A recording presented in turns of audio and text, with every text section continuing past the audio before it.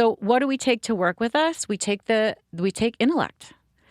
Work is all about being smart. Work is all about how much information do you know.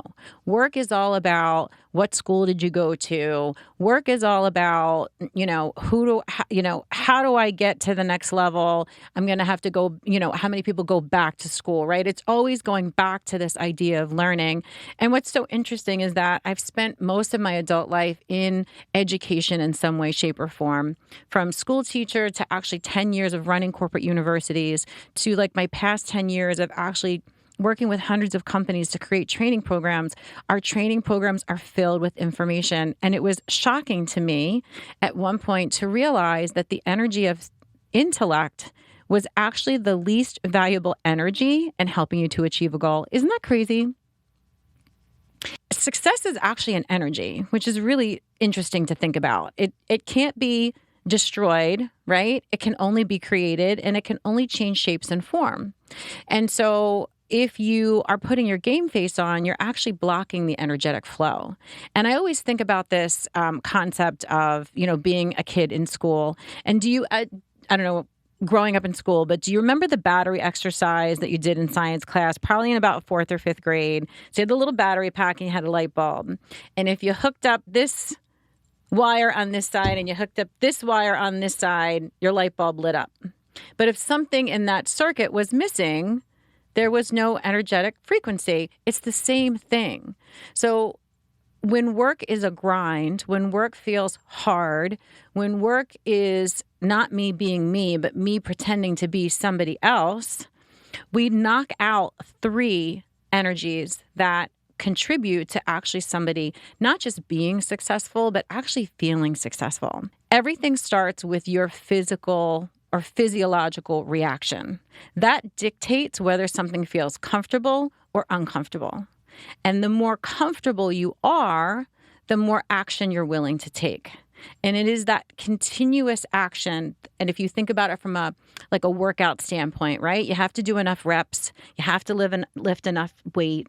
You have to continue on long enough in order to see changes taking place in your body. Same thing with our emotional energy. If you want to get bigger, right? If you want to be seen by more people, be heard by more people, if you want to expand to the next level in your career, yes, we need to learn some things, but ultimately, whether or not you can do it all starts with how comfortable are you being that next best version of yourself.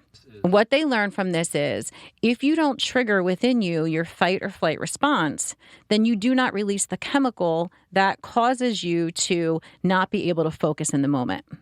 So if you want to develop more clarity, if you want to remain more calm, the easiest thing you can do is decelerate, or another way to think about it is slow your heart rate back down. Because once you do that, you're able to stay in the moment and think clearly and focused. So one of the first things that we help people with is to be able to just have some visibility into where do I get triggered? Where do I get activated? And where are my stress responses? When you're presenting in a meeting, right, and you start to feel the flush come up your body, if that happens for you, maybe your palms get sweaty, maybe you start to feel your heart, right? Those are all indications that this is uncomfortable for you. And it's sending the signal to your body that this is dangerous. And when that happens, we trip all kinds of crazy things. For me, sometimes I talk too much. Sometimes the opposite happens. I go completely quiet. So I know it's easier said than done because this is something I struggle with on a daily basis, but I've gotten really savvy, and that's what I want people to do. Remember, intellect is all about being smart. In your brain is actually where worry, fear, and self-doubt reside. So here's the thing that we start teaching people, our strategies and techniques around how to reduce that initial physiological reaction so that you can get a little bit more nimble and a little bit more flexible. Number 2 is the energy of emotion. So believe it or not, every single action you take has nothing to do with intellect and everything to do with a reaction to an emotional response, which is why anger is such an interesting topic to consider. Because there's a chart that we follow when we help people to explore what their emotional reactions are. Anger is actually the first energy of success that produces action. which is why you can sit in silence and stew and stew and stew. And instead of having a logical, nice conversation about a topic, it actually takes an anger response to prompt you into motion. And I'm going to teach you something that I think will put this into really good context and actually really help you in the moment too. So when you are activated in fear, you will generally tend to react at a lower energy level, which could be anger, could be if you storm out of a room and retreat into silence, right? Those are lower energy things. Most times people don't even know you're angry at them because you've never even said anything. So you're stewing with all this anger and it's actually never even been expressed. Or maybe the opposite is true for you. Maybe you blow up, you lose your cool, you say something you didn't want to, and then there's kind of that guilt feeling afterwards. This is pretty much how it's a pretty standard range for people to be in from an emotional standpoint. Here's something that's the complete game changer. When you feel that activation happening, right, from the physiological response, all you have to do is say this: that's interesting. It's physically impossible to be both triggered and angry and in the energy of interesting, because energy is a frequency, and the frequency of interest is at a much higher level. And again, let's think about all of this in the context of work. I learned the strategy, so why am I still not doing it? Or why did I try it and say that didn't work? We hear that all the time. That's probably one of the biggest problems I solve.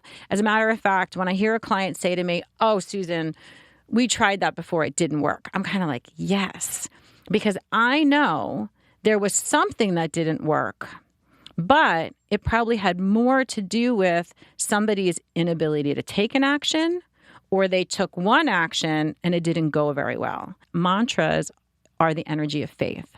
I am a huge fan of mantras, and we use them in a lot of things, especially in training, because what happens is we teach the skill, right?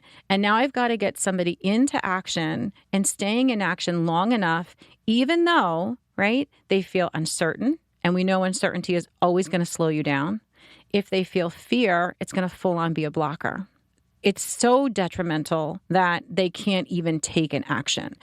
But the second we start saying things to people like this, more is coming, get into the energy of faith, more is coming, what we're doing is building that bridge between here or there. People always talk about, how do you build a bridge? You're not really building an intellectual bridge, you're building an emotional bridge, and you're building an energetic bridge of faith. Why do people take or not take actions? We call it the willingness curve, right? Some people, like, it doesn't seem like it. They learn something, they try something, they jump right in and they do it. Do you know that that's about, from our estimates in there, that's about 17% of the total population. So 17% of the population can learn something, will try something a couple of times. They have very little, the word we like to use is resistance, right? There's very little hesitation. There's very little fear. And because those things happen, they can quite freely and quite quickly and quite easily go through a couple of rounds of trial and error and arrive at the goal. And there's great little ways that you can test yourself. This is why I asked the question about, so what happens for you if you're late? What happens for you if you invested a lot of money in something and it didn't quite work out like you thought it would? What happens for you if you speak up in a meeting and, you looked a little foolish, what happens for you in those situations, right? You can literally collapse time if you're like, oh, well, happens. But that's really not what happens, right? We lose our crap. I totally geek out all the time on research, which is all well and good for me. That's my job. But the point is, how can you use it, right? You might know that there's 4 energies of success, but how can you use it? That's why we created this really awesome success guide. And it's really simple way. And that's why we created this really easy success guide. It's 6 simple steps, and it's really about how do you set and achieve big targets. And it incorporates every single one of these energies, lots of really great stories, and it's going to give you a chance to actually explore topics that, quite frankly, are stories you've been telling yourself since you were a little person. I call them your bullshittery stories. And they are the reason that you're not taking the level of action that you could be taking today. And it has nothing to do with you learning something new and everything to do with you figuring out where these stories came from, how they became programmed in you. And then we teach you a really fun strategy about how to release them so that you can fuel yourself for the energy and be able to take those things that you're probably telling yourself you can't do right now and take the action that's going to help you to achieve the goals. Remember this, success comes from the shots you're willing to take.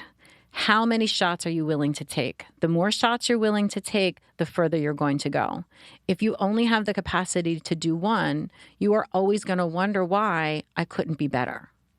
Better comes at 5, 6, 7. Extraordinary comes at 7, 8, 9.